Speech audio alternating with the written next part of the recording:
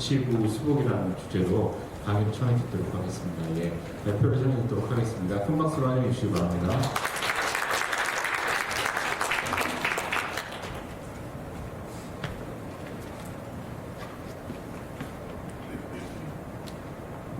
네로 임플란트를 이용한 붙이고의 수복이라는 제목으로 발표하게 된 이 영만입니다. 저는 은평구 불광역에서 은평치과를 개업하고 있습니다.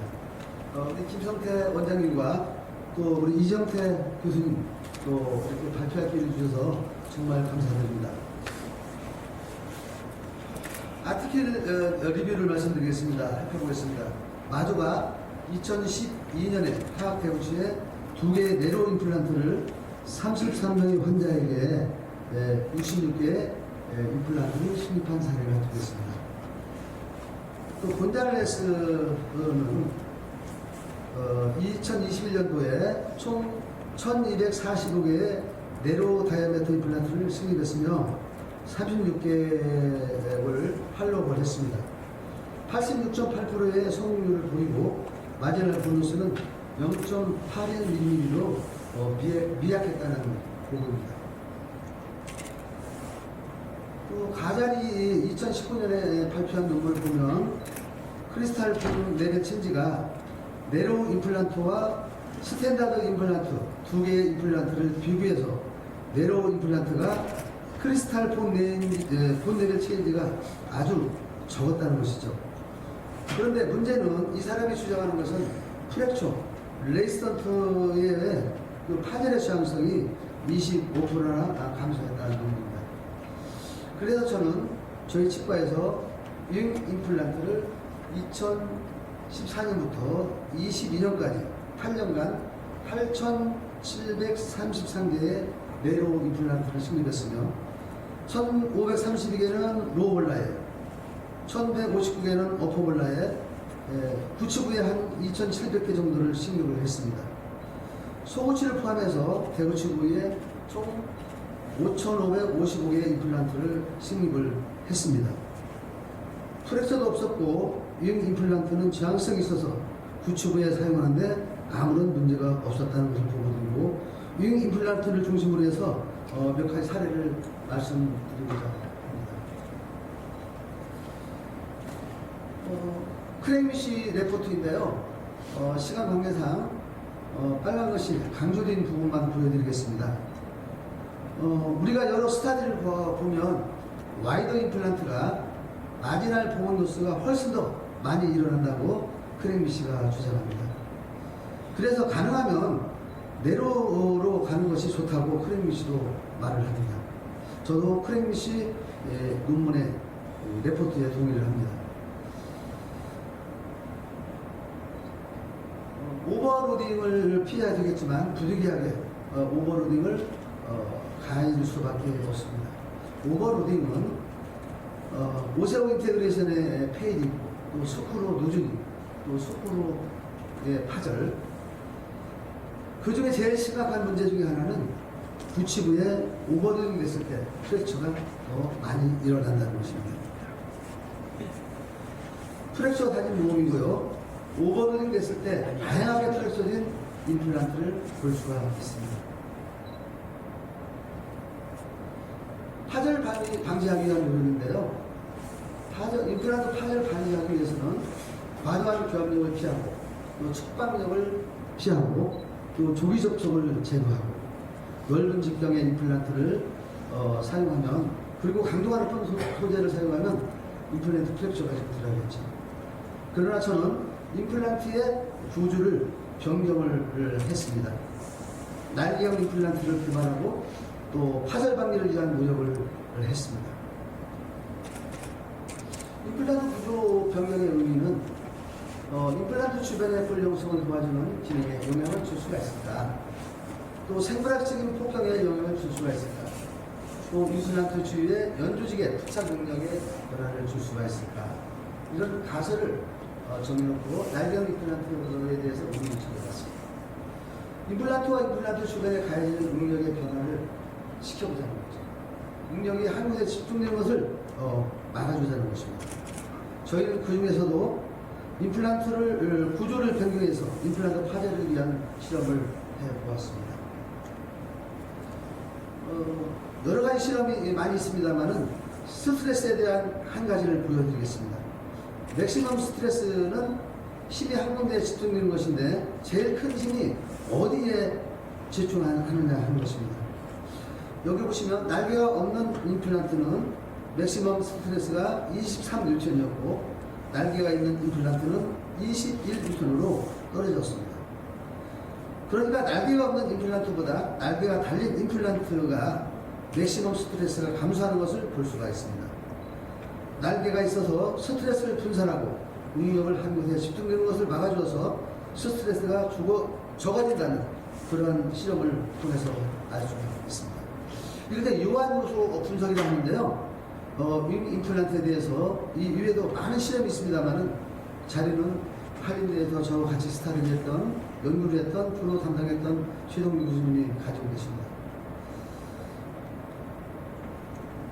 그래서 이걸 바탕으로 해서 윙타입 임플란트를 개발을 해서 사용 중에 있습니다. 제가 2019년도에 일본 초쿠바에서 3년간 클리니컬 데이터로 임플란트 안정성에 대하여 포스터를 발표한 바가 있습니다. 임플란트 치료 증례를 보도록 하겠습니다. 네로 임플란트를 이용한 구치부 수복인데요. 치료기간은 2013년 1월 5일부터 2016년 8월 4일까지 아멜로블라스토마 병소를 제거한 후에 재생된 치주근에 식립된 임플란트가 되겠습니다. 26세 남자 환자였고요. CC는 37번, 38번에 모빌리티가 있었고 또 레버토 포스테리어 맨디블라 부위에 스웰링이 있었습니다. 특이사항은 없었고요. 환자가 전기 때문에 치조골도 그리고 치조 상태도 상당히 양호한 상태였습니다. 이게 초진 환자 사진입니다. 2013년도 1월 5일에 저희 치과에 왔을 때 37번과 8번의 아래 보면 커다란 동공이 보입니다. 아말로블라스토마를 1년 넘게 미수비알전선 기법으로 치료를 하고 사이즈를 줄여서 마지막 남은 병소를 제거하고 리퍼를 받아서 임플란트를 식립한 케이스가 되겠습니다. 진단 및 치료 계획은 하악불의 치성낭경으로 진단하고 강동 성심병원으로 의뢰를 했습니다. 강동 성심병원에서 진단한 것을 유니시스틱 아멜로블라스토마로 진단을 했습니다. 치료 계획은 환자의 나이와 아멜로블라스토마의 그 타입을 고려해서 맨디블 리섹션 대신에 마시피레이션으로 선택을 했습니다. 병소 제거 과정은 38번, 37번을 발치하고 병소의 상부에 특별 장치를 만들어 주어서 병소의 개방성을 유지를 했습니다. 약 2년간의 치료를 했고요. 병소가 완전히 신생걸로 대신했습니다. 그래서 2014년 12월 31일 공치과에 내원을 하게 되었습니다. 병소가 제거된 파노라마 사진입니다. 아멜로블라스토마가 있던 부위에 지금 부호들이 어느 정도 차오를 하고 있습니다. 그래서 2015년 2월 14일 날 임플란트를 심입했는데요. 기 3초 후에 8mm를 심게 되었습니다. 그런데 이 임플란트를 제가 심립을 하면서 고려사항을 좀 생각을 해봤습니다. 이 환자가 과연 사진상으로는 보온이 다 찬 것 같은데 또 신생물이 진짜 잘 발생이 됐을까? 또 아멜로블라스토마의 재발의 가능성이 있을까 없을까? 치조골의 폭이 좁아져 있는 상태에서 선택은 어떻게 할까? 치조골 등대술을 또는 가는 직경의 임플란트를 사용했습니다. 저는 가는 직경의 임플란트를 사용했습니다. 그 이유는 치조골 등대술을 하기에는 신생물 상태가 불분명했고 또 윙타입 임플란트의 안정성에 대한 확신이 있었기 때문에 네로 임플란트를 심게 되었습니다. 최종 구철물은 진입 4개월 후에 2015년 6월 10일 날 레디 템포라리 크라운을 해냈고요. 또 8월 하일 날 최종 구철물을 하고 2020년 1월 30일까지 탄력을 했습니다. 지금 한 4년 8월을 보냈는데요. 제 친구 아들인데 세종시에서 7급 공무원의 학교에서 근무를 하고 있어요. 그래서 제가 전화를 했습니다. 한번 올라와라. 그래서 한번 체험을 하려고 가고 있습니다. 아멜로플라스마를 치료를 하고 지금 임상시술을 했습니다. 보션물을 했고요. 그 다음에 이제 팔로업을 2020년 1월 30일 했습니다.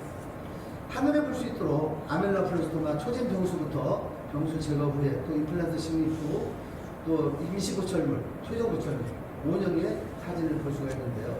아직 보온 디펙트도 많이 차고 보온 상태가 잘 유지되고 있는 것을 볼 수가 있습니다. 네로 임플란트를요, 날개형 네로 임플란트를 저희 치과에서 2016년 8월 4일부터 22년 6월 30일까지 5,422명의 환자에서 17,000개를 식립을 했습니다. 그 중에 네로 다이아메더를 임플란트를 8,733개, 51.3%, 거의 50% 이상을 네로 임플란트를 식립을 했는데 지금까지 잘 사용하고 있습니다.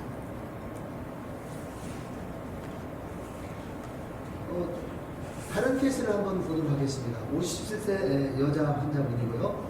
36과 38에 페인과 모빌리티가 있어서 36, 38을 발치를 하고 임플란트 식립을 했습니다. 3년을 활용했고요. 제네랄리드 크로닉 페리오돈타이티스는 스테이지가 3였고 그레이드는 A였습니다. 보온 상태는 조금 안 좋았지만 그러나 치주 상태는 상당히 좋은 환자입니다.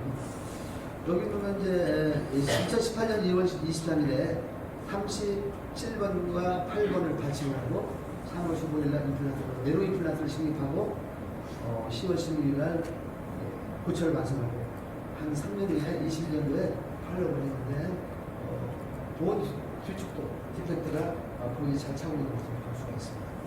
또 한 케이스를 더 보겠습니다. 56세 여자 환자고요. 35번의 모빌리티와 페인이 있어서 발치를 하고 임플란트를 식립을 했습니다. 팔로우는 4년간 했습니다. 제네랄리드 크로닉 페리오돈타이티스는 상당히 안 좋은 상태였습니다. 스테이지 4, 그레이드 3C로 보온 상태가 아주 안 좋은 그런 환자였습니다. 네로 임플란트를 3.5를 8mm와 10mm를 단독으로 구치부에 심었는데도 불구하고 프랙처되지 않고 안정적으로 사용할 수가 있는 것을 볼 수가 있습니다. 네로 임플란트 랭스에 대해서 말씀드리겠습니다. 3.5에 8mm를 2271개, 또 3.5에 10mm를 3584개 등등해서 8733개를 식립을 했습니다.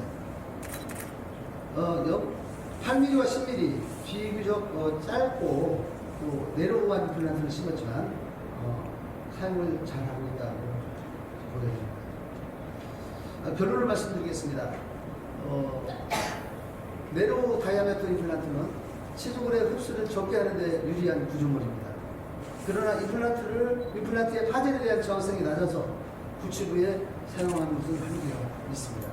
그래서 날개형 구조를 가지고 있는 임플란트는 파열에 대한 저항성이 커서 구치부에 사용하는 대로 아무런 문제가 없이 잘 유지되고 있다는 것을 합니다.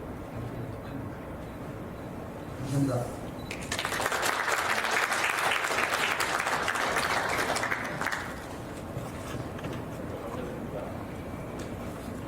실상 이용만 원장님 큰 박수로 주시기 바랍니다.